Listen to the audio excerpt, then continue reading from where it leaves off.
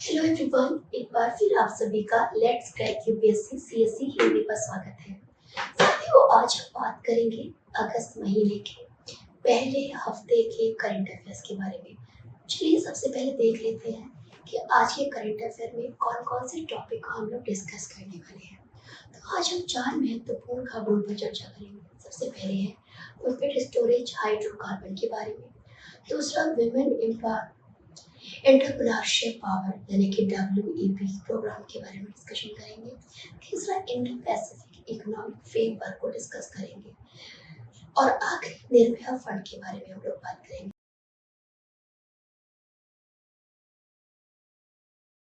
चलिए साथियों, सेशन को शुरू करेंगे। उससे पहले मेरे जितने भी साथी मेरे साथ जुड़े हैं, सेशन को लाइक कर लीजिएगा। और सबसे पहले हमारी न्यूज रहेगी लिक्विड स्टोरेज हाइड्रो पावर के बारे में। साथ ही अभी आपको ध्यान होगा, रिसेंटली करंट अफेयर में अगस्त के पहले हफ्ते में ये चर्चा का विषय रहा था।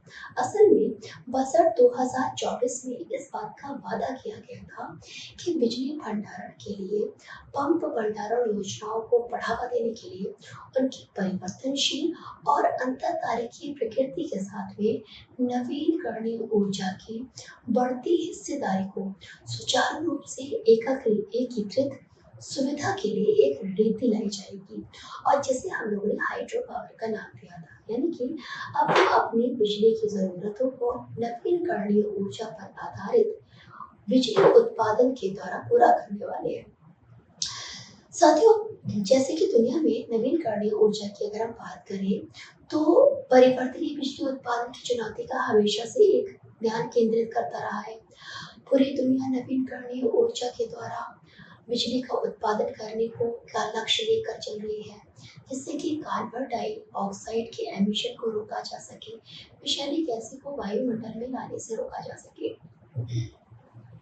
तो वही चीज आप लिखिए कि जैसे ही दुनिया ने नवीकरणीय ऊर्जा और परिवर्तनीय बिजली उत्पादन की चुनौती पर ध्यान केंद्रित किया, ऊर्जा भंडारण के लिए कई समाधान प्रस्तावित किए गए।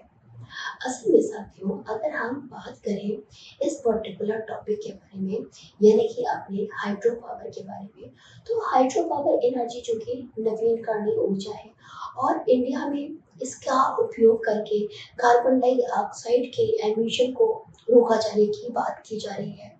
ये जो ऊर्जा का हम लक्ष्य लेकर चल रहे हैं साथियों, इसमें हमारा लक्ष्य है कि 442.85 गीगावाट के लगभग बिजली उत्पादन क्षमता के लिए हमें कुछ हाइड्रो पावर के बेस्ड बिजली उत्पादन के प्लांट्स को स्थापित करना होगा।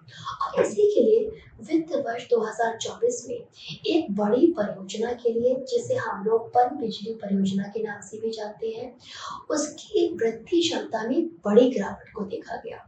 साथियों, अगर वित्त वर्ष 2023 की हम बात करें तो उसमें लगभग 120 मेगावाट का, मैं यहाँ पर लिख देती हूँ, लगभग 120 मेगावाट की तुलना में केवल 60% मेगावाट हम लोगों ने विद्युत का उत्पादन किया था। ये इस बात को प्रदर्शित कर रहा है कि हमारा जो जल तनाव है, भारत का जल तनाव है, वो जल विद्युत परियोजना के मिशन को पूरा करने में कहीं ना कहीं एक बाधा की तरह सामने दिख रहा है। यानी कि हम जिस लक्ष्य को लेकर चल रहे हैं, हम उस लक्ष्य को पूरा नहीं कर पा रहे हैं। और इसी को हम लोगों ने भारत का जल संकट और जल विद्युत के नाम से भी समझा है। साथियों, अगर हम कुछ समय की बात करें तो जो हमारी भारत है उसमें जलवायु में भी परिवर्तन देखा गया, जल में कमी देखी गई, कई सारी आपदाएं देखी गई, जिससे कृषि उत्पादन, औद्योगिक परिचालन सभी में बाधाएं आई, है ना। और ये देखा जाए तो पूरी तरीके से इकोनॉमिकली हम लोगों को कमजोर कर रहा है। और इसीलिए जल विद्युत उत्पादन की अगर वर्तमान स्थिति की हम बात करें तो वर्ष 2023 में हम लोगों ने 442 गीगावाट में महज 162 यूनिट को ही कवर किया था। वही फिर अगर 2024 की बात करें तो उसमें लक्ष्य 133.97 यूनिट हम ऊर्जा का उत्पादन कर लेंगे। नेक्स्ट है, विश्व स्तर पर सबसे व्यापक रूप से अपनाई जाने वाली विधि, जिसे हम लोग पंप भंडारण के नाम से जानते हैं। ये एक सुपर बैटरियों की तरह है और ये प्राकृतिक भी है। इसी वजह से इसको बनाने के लिए, इसके द्वारा बिजली को बनाने के लिए हमें जल का भारी उपयोग करना पड़ता है। साथियों, अब हम समझेंगे थोड़ा सा पम्प्ड स्टोरेज हाइड्रो पावर के बारे में। देखो, पम्प्ड स्टोरेज हाइड्रो पावर है क्या, पहले आपको इसको समझना पड़ेगा। ये ना एक टाइप का आपका हाइड्रोलिटिक एनर्जी स्टोरेज है ना, that plays a crucial role in the balancing electricity supply and demand, जो कि हमारी बहुत सारी बिजली आपूर्ति के लिए, बिजली को पूरा करने के लिए और मांग को संतुलित करने में एक बड़ी भूमिका को निभाती है, जिसके लिए कई सारे पावर प्लांट भी लगाए गए हैं, जिसमें दो आपके भंडारण दिखाए गए हैं पानी के, आप इस पिक्चर में देख रहे होंगे। तो इस पीएससी को काम करने के लिए दो भंडारण का प्रयोग किया गया है, एक नीचे की तरफ लगा हुआ है और एक ऊपर की तरफ लगाया गया है। साथियों, ये जो निचला जलाशय है और ये जो ऊपरी जलाशय है, तो नीचे वाले जलाशय से हमको पानी को बम्प करके ऊपर लेकर जाना है, और जब हम ऊपर लेकर जाएंगे तो इससे पोटेंशियल एनर्जी आ जाएगी, है ना। इससे क्या होगा, जो निचला जलाशय है उसका स्तर कम हो जाएगा, है ना।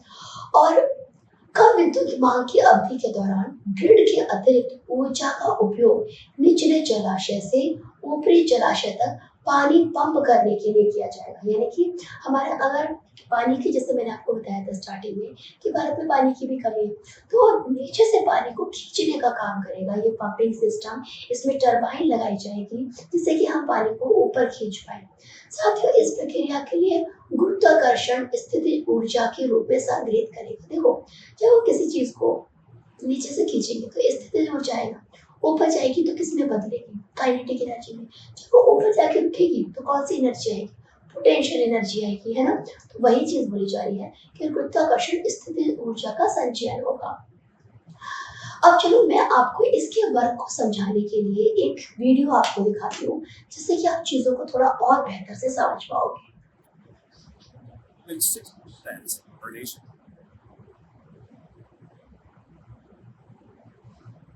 दो सेकंड रुकिएगा साथियों।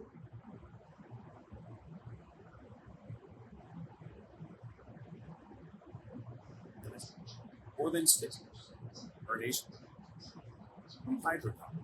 And as wind and solar power continue to, water can also play. It's also helped power our lives. More than 60% electricity comes from hydropower. And as wind and solar power continue to grow, water can also play an important role in bringing more renewable resources onto the power grid. One way is by storing energy through a technology known as pumped storage hydropower. Think of it as a big battery that is flexible enough to respond to various power demands. When the sun is shining and the wind is blowing, electricity is in high supply, so water is pumped to higher elevation reservoirs during this time. When the sun goes down or the wind stops blowing, water is released back to lower reservoirs, basically filling in the gaps during peak demand and generating the needed electricity. Pumped storage is the most dominant form of energy storage on the ठीक है, तो अब इसमें क्या समझाया गया, इसमें आपको ना ये पिछली प्रोसेसिंग ही समझाई गई है। देखो कि जो हमारा निचला जलाशय है वहां से हम पंप करने का काम कर रहे हैं पानी को, उसके लिए हम टरबाइन का यूज कर रहे हैं जिससे कि ऊपर को खींचा जा सके पानी को, है ना, और इससे हम बिजली का उत्पादन कर पाए। तो वही चीज बोली गई है, कम बिजली की मांग की अवधि के दौरान ग्रिड के अतिरिक्त ऊर्जा का उपयोग निचले जलाशय से ऊपरी जलाशय तक पानी पंप करने के लिए किया जाता है।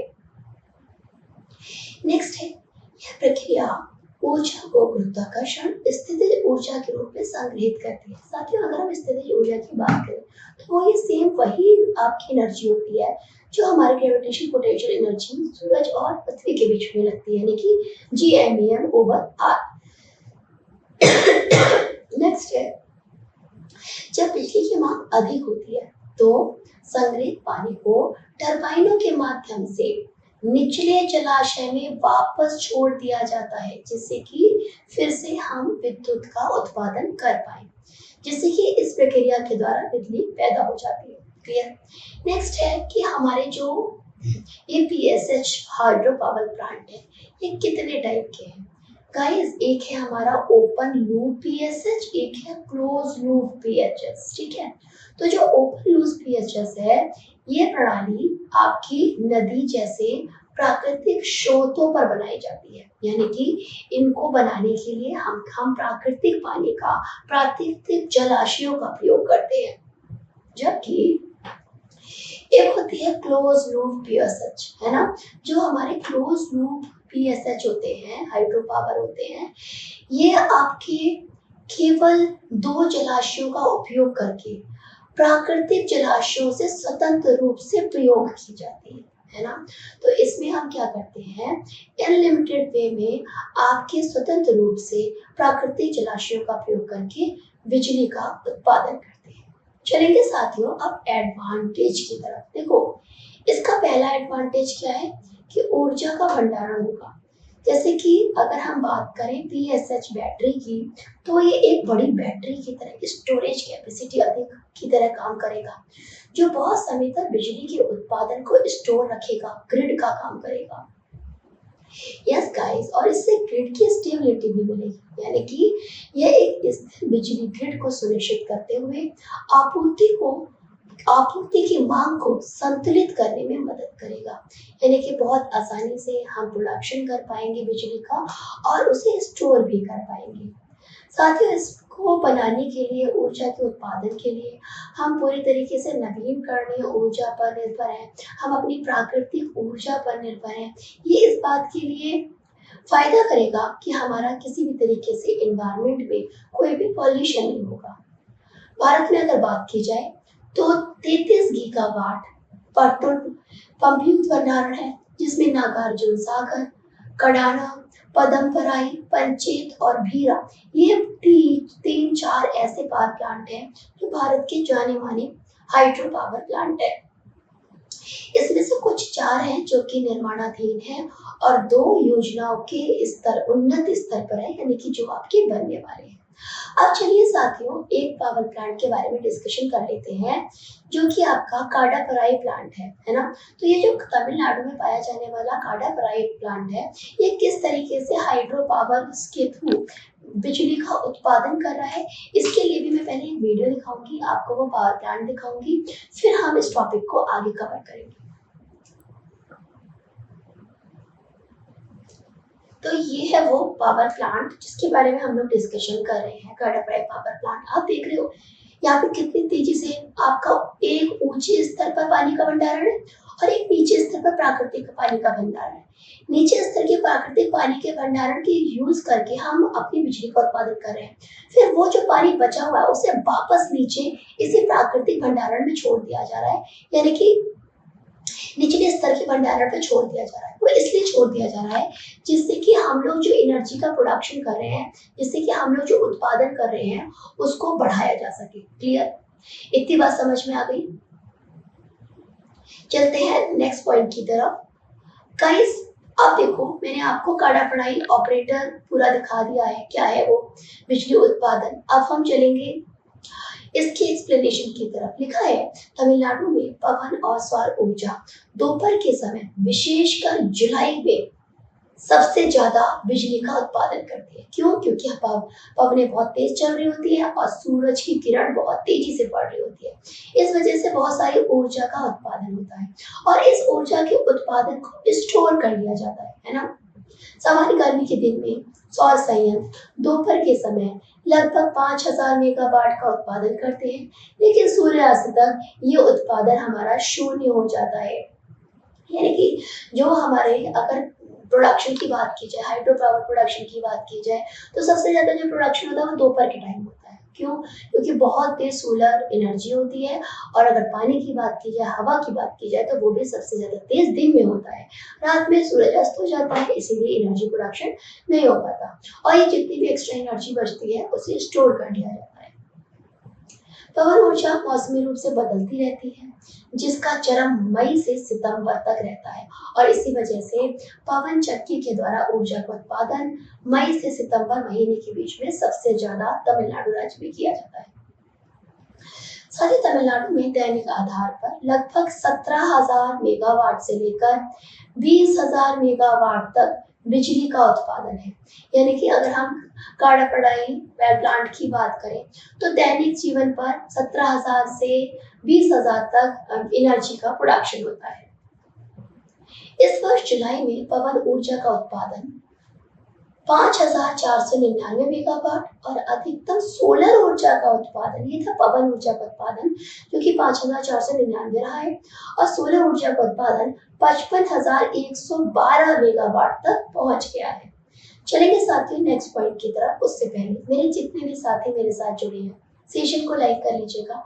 और गाइस देखो, पवन की बात करें और सौर ऊर्जा की बात करें तो इसके लिए पवन ऊर्जा और सौर ऊर्जा को राज्य में मस्ट रन स्टेट प्राप्त है ना, यानी कि एसेंशियल रूप से इसको चलाने के लिए आपको इनिशिएट किया जाना है। इसका अर्थ होता है वे जो भी उत्पादन करते हैं उसे लिया जाना चाहिए, उसे स्टोर करना चाहिए। तमिलनाडु में कदम पराई संयंत्र ग्रिड में संतुलित करने में मदद करता है और इसका ऊपरी जलाशय और निचला जलाशय होता है, बिल्कुल वैसे ही जैसे मैंने आपको क्लोज सर्किट में और ओपन में बताया था, बिल्कुल वैसे ही यहाँ पर काडापलाई में भी हमने दो जलाशय रखे, एक निचला जलाशय और दूसरा है ऊपरी जलाशय, जिसकी ऊंचाई, अगर ऊपरी जलाशय की ऊंचाई की बात करें तो वो 380 मीटर का अंतर रखती है। मैंने अभी आपको वीडियो में दिखाया था ना, तो वही है वो जलाशय जिसके बारे में हम लोग डिस्कशन कर रहे हैं। जब पानी ऊपर से निचले जलाशय की ओर बहता है, ऊपर से नीचे की तरफ तो जा रहा था, तो जो संयंत्र का टरबाइन है वो बिजली का उत्पादन कर सकता है और एक पंप के रूप में काम भी कर सकता है। पानी को वापस ऊपर ले जाने के लिए बिजली की खपत करता है, यानी कि हमें अगर पानी को फिर से ऊपर लेकर जाना है तो उसके लिए बिजली को यूज करना पड़ता है। तमिलनाडु में बिजली प्रबंधक अपेक्षित मार्ग और मौसम पूर्वानुमान के आधार पर दैनिक संचालनों की योजना बनाते हैं।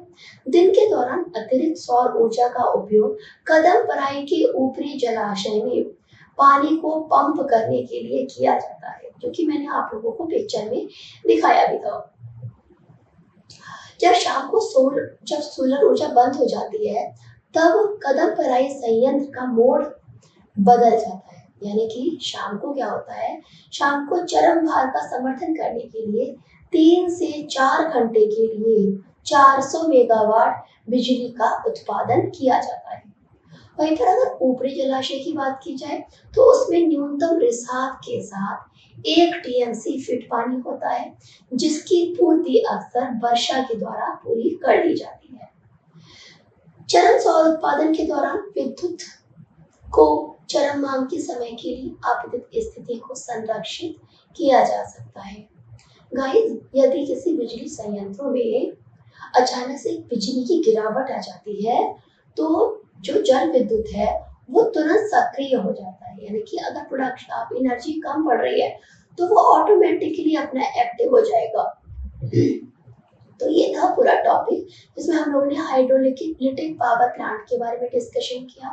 अब साथियों बात करेंगे वुमेन एंटरप्रेन्योरशिप प्रोग्राम के बारे में, जिसे हम लोग शॉर्ट में WEP के नाम से जानते हैं। असल में हाल ही में राष्ट्रीय कौशल विकास निगम ने महिला उद्यमियों के लिए सशक्त बनाने के लिए, सशक्तिकरण के लिए, उनके आर्थिक विकास को गति देने के लिए महिला उद्यमिता कार्यक्रम की शुरुआत की, जिसे इंग्लिश में हम लोग विमेन एंटरप्रेन्योरशिप प्रोग्राम के नाम से जानते हैं। साथ ही विमेन एंटरप्रेन्योरशिप प्रोग्राम का जो लक्ष्य है वो महिला उद्यमियों के लिए एक सहायक पारिस्थितिक तंत्र बनाना, उनके अनुकूल एनवायरनमेंट को बनाना और उन्हें आगे बढ़ाने के लिए भारत की आर्थिक वृद्धि में योगदान देने के लिए उनकी क्षमता को आगे बढ़ाना है। इस कार्यक्रम की अगर बात की जाए तो इसमें कई सारी चुनौतियों का समाधान करने का भी लक्ष्य रखा गया है। इस इंटर्नशिप प्रोग्राम को महिलाओं के लिए इस तरीके से बनाया गया है कि उनकी चुनौतियों के साथ उनके समाधान भी निकाले जा सके, जिसका सामना महिलाएं व्यवसाय करने के समय पर सामना करती हैं और उनके बढ़ने के बीच में ये समस्याएं बाधा लाती हैं। तो उन समस्याओं से निपटाने के लिए भी विमेन एंटरप्रेन्योरशिप प्रोग्राम को बनाया गया है। साथ ही इसका लक्ष्य है कि पूरे भारत में लगभग 25 लाख महिलाओं को कौशल प्रदान करना, ज्ञान प्रदान करना और संसाधन प्रदान करके उनके जीवन को सशक्त बनाना और सुरक्षित बनाना। यह पहल ब्रिटानिया इंडस्ट्रीज लिमिटेड की साझेदारी में की गई है। तो यूपीएससी प्रीलिम में आपसे ये बातें पूछी जाती है, तो इसको ध्यान रखिएगा। इसकी जो पहल है वो ब्रिटानिया इंडस्ट्री के साथ साझेदारी में है, जो महिला उद्यमियों के लिए एक समावेशी वातावरण को बढ़ावा देने और प्रतिबद्धता को दर्शाती है। साथियों, हम बात कर रहे हैं विमेन एंटरप्रेन्योरशिप प्रोग्राम के बारे में। ये आपके राष्ट्रीय उद्यमिता संस्थान के सहयोग से एनएसडीसी के द्वारा 2 चरणों में इसको डिवाइड करके प्रारंभ किया गया है, जिसमें पहला है आपका लघु व्यवसाय विभाग और दूसरा है स्किल इंडिया डिजिटल हब। इनके माध्यम से जो महिलाएं हैं उनको ऑनलाइन प्लेटफॉर्म के थ्रू स्वशिक्षण उद्यमिता प्रदान की जाएगी। उनको रिकॉर्डेड लेक्चर्स प्रोवाइड किए जाएंगे, जिसकी मदद से वो स्किल्स को सीख पाएंगी और अपने रोजगार को आगे बढ़ा पाएंगी। कई भाषाओं में उपलब्ध पाठ्यक्रम उद्यमिता कौशल, उद्यमिता सेटअप, विशेष मूल बातें, डिजिटल कौशल, विचार विश्लेषण जैसे महत्वपूर्ण विषयों को कवर किया जाएगा। जो वीडियो लेक्चर दिए जाएंगे उसमें समझाया जाएगा कि हमारी बिजनेस कैसे होता है, हम अपनी स्किल को कैसे ग्रो कर सकते हैं, हम कैसे पैसा कमा सकते हैं, हम मार्केट में अपने सामान को कैसे उछाल ला सकते हैं, कैसे स्टेबल कर सकते हैं। इन सभी महत्वपूर्ण विषयों पर चर्चा की जाएगी। चलिए साथियों, नेक्स्ट पॉइंट की तरफ।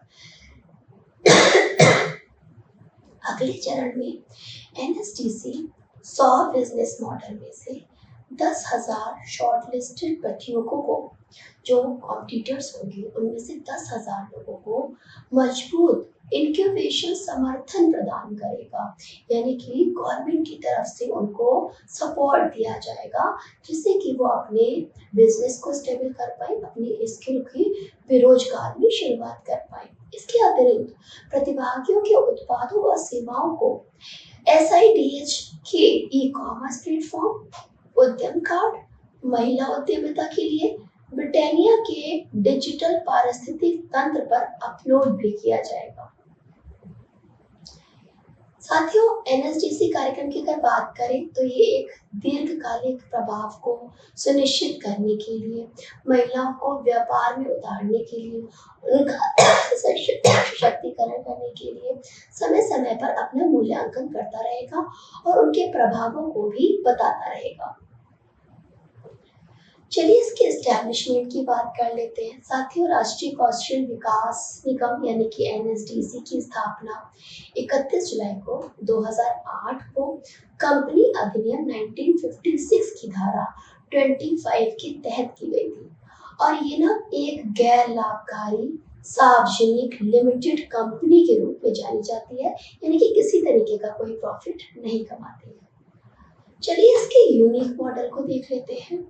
एनएसडीसी कौशल विकास उद्यमिता मंत्रालय के तहत एक अद्वितीय सार्वजनिक निजी भागीदार मॉडल के रूप में काम करता है और इसका मॉडल क्या है कि जो भी महिलाएं प्रोडक्ट बनाएंगी उसका लेखा जोखा रखने का काम आपका स्किल डेवलपमेंट एंड एंटरप्रेन्योरशिप करेगा।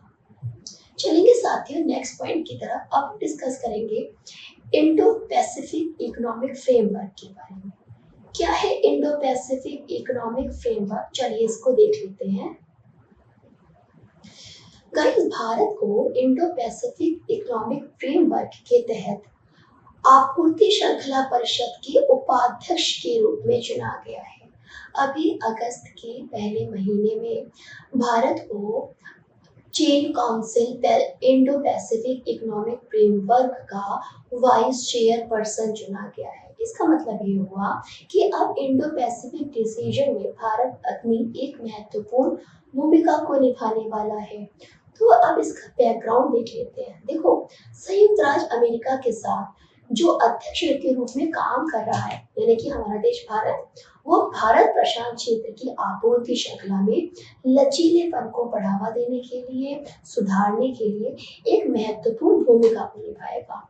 साथियों, अगर हम बात करें इंडो पैसिफिक इकोनॉमिक कॉरिडोर के बारे में, तो ये आपके 23 मई 2022 को राष्ट्रपति जी बाइडेन के द्वारा शुरू किया गया था और इसका लक्ष्य था कि हम कैसे भी करके अपने जो क्षेत्र है, जो एरिया है हमारा इंडो पैसिफिक रीजन का, उसे सुदृढ़ बनाए और लचीला बनाए। चलिए साथियों, नेक्स्ट पॉइंट की तरफ। इंडो पैसिफिक इकोनॉमिक फ्रेमवर्क एक रणनीतिक खाका है ना, जिसका उद्देश्य क्या है कि इंडो पैसिफिक क्षेत्रों के देशों के बीच में आर्थिक एकीकरण करना, इकोनॉमिकल कनेक्टिविटी को प्रोवाइड करना और उनके सहयोग को बढ़ावा देना। चलिए अब बात कर लेते हैं इंडो पैसिफिक इकोनॉमिकल फ्रेमवर्क के बारे में। साथियों, ये एक स्थिर विकास और साझा को बढ़ावा देते हुए क्षेत्र की आर्थिक क्षमता का दोहन करने के लिए एक व्यापक और समावेशी दृष्टिकोण की कल्पना करता है, जो कि 23 मई 2022 को अमेरिका के राष्ट्रपति जो बाइडेन के द्वारा लॉन्च किया गया था।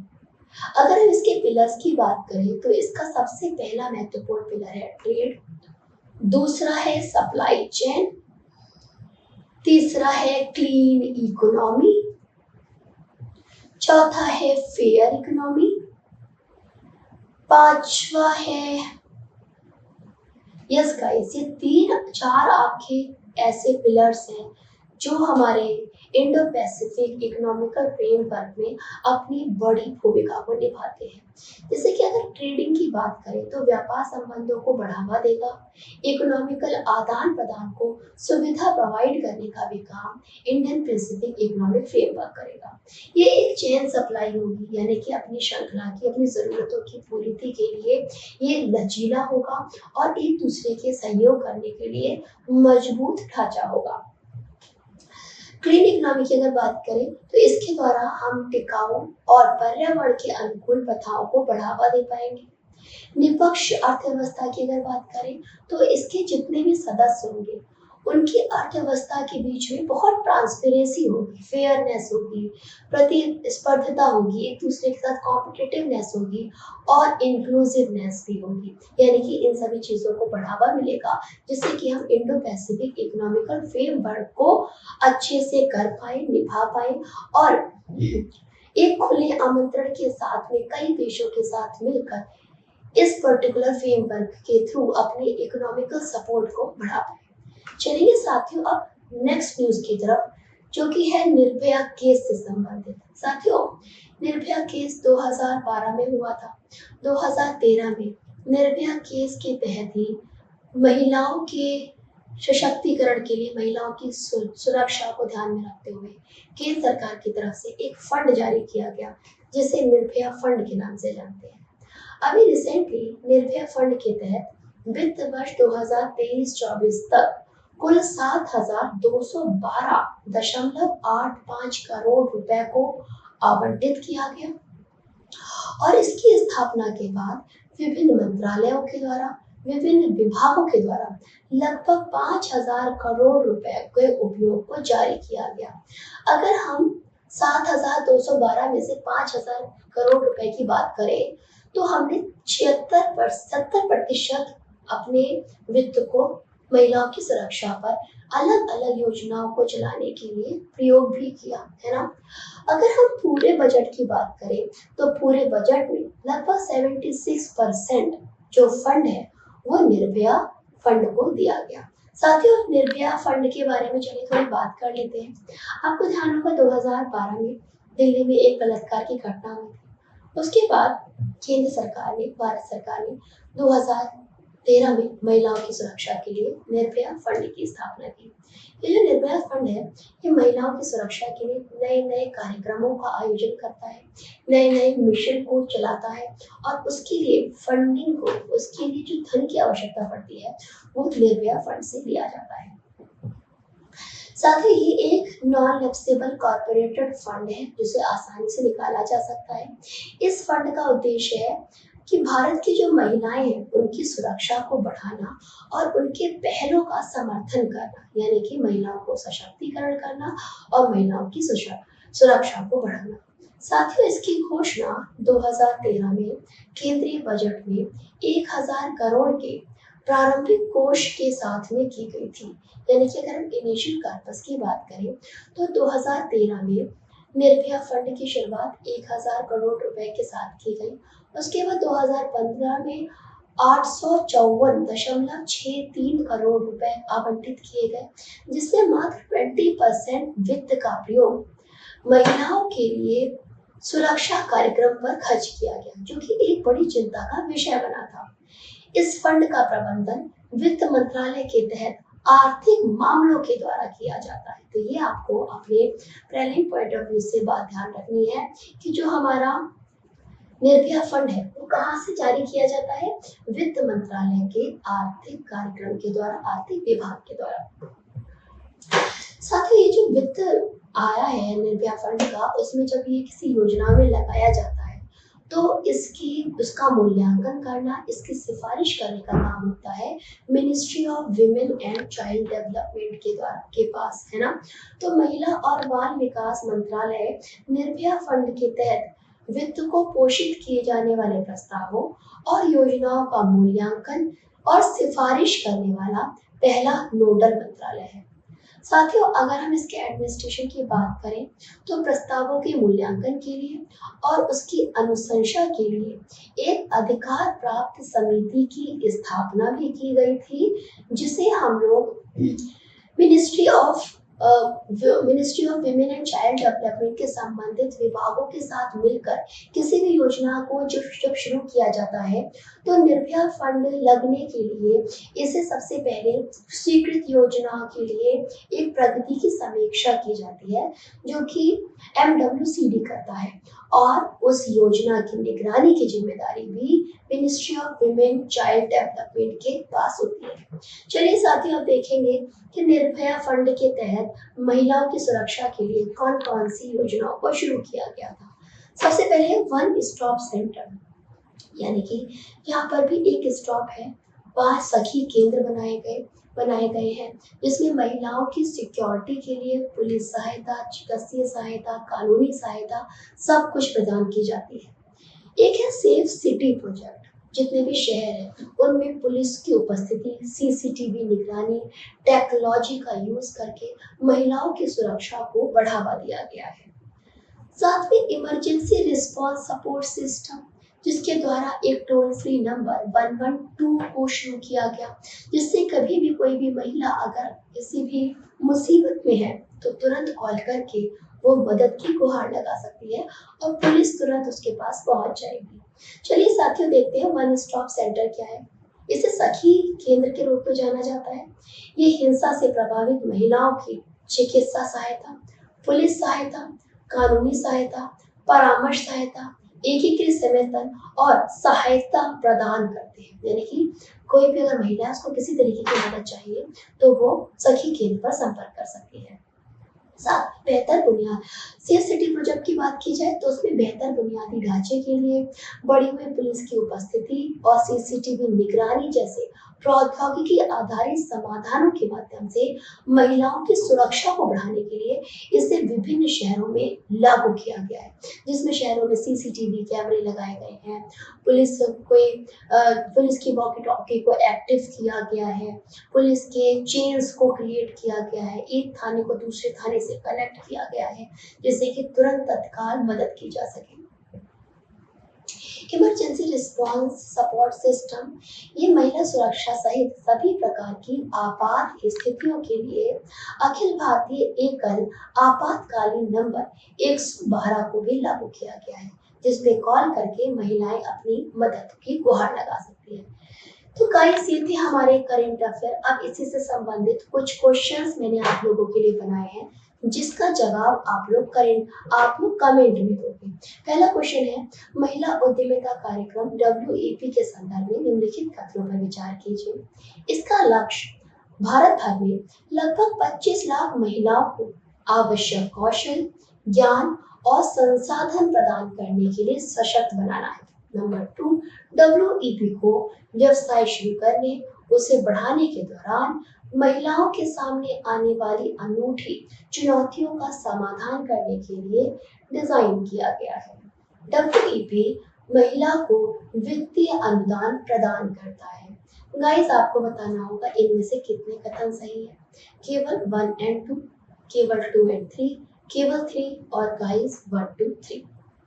दूसरा क्वेश्चन है, इंडो पैसिफिक इकोनॉमिक फ्रेमवर्क के संदर्भ में निम्नलिखित कथनों पर विचार कीजिए। पहला कथन है कि इंडो पैसिफिक इकोनॉमिक फ्रेमवर्क एक बहुपक्षीय पहल है जिसका उद्देश्य इंडो पैसिफिक क्षेत्र में आर्थिक सहयोग को और कनेक्टिविटी को बढ़ावा देना। इसे भारत के द्वारा G20 शिखर सम्मेलन के दौरान लॉन्च किया गया। आपको बताना होगा इनमें से कौन सा कथन सही है और इसका जवाब भी आप लोग कमेंट बॉक्स में दोगे। एक और क्वेश्चन है, बादल फटने के बारे में निम्नलिखित कथनों पर विचार कीजिए। पहला कथन है कि बहुत भारी वर्षा की सभी घटनाओं को बादल फटना माना जाता है। नंबर 2, पर्वतीय क्षेत्रों में अक्सर बादल फटने की घटनाएं होती रहती है। आपको बताना है ऊपर दिए गए कथनों में से कौन सा कथन सही नहीं है, 1 2 दोनों या फिर दोनों में से कोई नहीं। आप इसका भी जवाब कमेंट बॉक्स में देंगे। गाइस, नेक्स्ट पॉइंट की तरफ चलने से पहले मेरे जितने भी साथी मेरे साथ जुड़े हैं, सेशन को लाइक कर लीजिएगा। और अनअकैडमी आप लोगों के लिए एक फाउंडेशन कोर्स लेकर आया है जो क्लास 6 से लेकर 12 तक की आपको NCERT कवर करा रहा है। तो मेरे जितने भी साथी NCERT को कवर करना चाहते हैं, आप मैक्सिमम डिस्काउंट के लिए मेरा रेफरल कोड है श्रेया10, इसका प्रयोग कर सकते हैं। इसी के साथ साथियों, अनअकैडमी आप लोगों के लिए अगस्त का ऑप्शनल कार्निवाल भी लेकर आया है। अगर आप लोग ऑप्शनल को प्रिपेयर करना चाहते हो तो आप एक ही कोर्स में सभी सब्जेक्ट को देख सकते हो। आपको ऑप्शनल चुनाव करने में भी मदद मिलेगी। तो अपने वैकल्पिक विषय के लिए अगस्त ऑप्शनल कार्निवाल से जुड़ जाइए और मैक्सिमम डिस्काउंट के लिए मेरा रेफरल कोड है श्रेया10, इसे लगाना मत भूलिएगा। साथियों, अनअकैडमी UPSC के स्टूडेंट के लिए 2025 के 3 बैचेस लेकर आया है जो कि IAS और IPS की प्रिपरेशन करा रहा है, जैसे कि अचीवर्स बैच इंग्लिश मीडियम के लिए, मंजिल बैच बाइलिंगुअल के लिए और शिखर बैच हिंदी मीडियम के लिए। अगर आप इन तीनों में से किसी भी बैच में एनरोल करना चाहते हो तो साथियों, आप इन बैच में 26 जुलाई, 8 जुलाई और 7 अगस्त से पहले जुड़ जाइए। मैक्सिमम डिस्काउंट के लिए मेरा कोड याद रखिएगा जो कि है श्रेया10। इसी के साथ अगर आप आइकॉनिक सब्सक्रिप्शन नहीं लिए हो तो गाइस ले लो, क्योंकि अनअकैडमी आप लोगों को कुछ नए फीचर्स प्रोवाइड कर रहा है, जैसे कि interview guidance, answer evaluation, quick revision module and offline recorded classes. इन नए फीचर्स को एग्जिस्टिंग फीचर के साथ एंजॉय करने के लिए आइकॉनिक सब्सक्रिप्शन में एनरोल करो। और अगर आपको मैक्सिमम डिस्काउंट चाहिए तो मेरा रेफरल कोड है श्रेया10, इसे लगाना मत भूलना। तो गाइस, ये था पूरा टॉपिक। आई होप आपको अच्छा लगा होगा। मैं थोड़ा हेल्थ इश्यूज से जूझ रही हूँ तो मेरी आवाज़ क्लियर नहीं आ रही होगी, मेरी आवाज़ बहुत डाउन है, मेरी एनर्जी भी डाउन लग रही होगी, तो उसके लिए बहुत दुख है कि आप लोगों को ट्रबल करना पड़ रहा है। बट गाइस, कोशिश करूँगी कि जल्दी ठीक हो जाऊँ। तब तक के लिए गाइस, अगर आपको कोई भी कोर्स खरीदना है तो आप मेरा कोड यूज़ कर लीजिएगा जो कि है श्रेया10। मेरे साथ पर्सनली कम्युनिकेट करना हो तो अनअकैडमी एप्लीकेशन को डाउनलोड कर लीजिएगा और मेरी प्रोफाइल का नाम है श्रेया मैम, आप इसे फॉलो कर लीजिएगा। मैं डेली अनअकैडमी एप्लीकेशन पर सुबह 11 बजे लाइव आती हूँ, लाइव क्लासेस देती हूँ, तो मेरे डेप्थ एक्सप्लेनेशन के लिए आप मेरे साथ जुड़ सकते हो। गाइस, आपकी करेंट अफेयर्स में क्या एडिशनल नॉलेज है उसे देना मत भूलिएगा कमेंट में। और साथ में लास्ट में मैंने 3 क्वेश्चंस आपसे पूछे हैं, उसके जवाब भी कमेंट में जरूर लिखिएगा। इसी के साथ गाइस, अभी के लिए बस इतना ही। तब तक stay tuned, stay safe, have a good bye, see you bye next video. Love you guys, thank you so much, good night.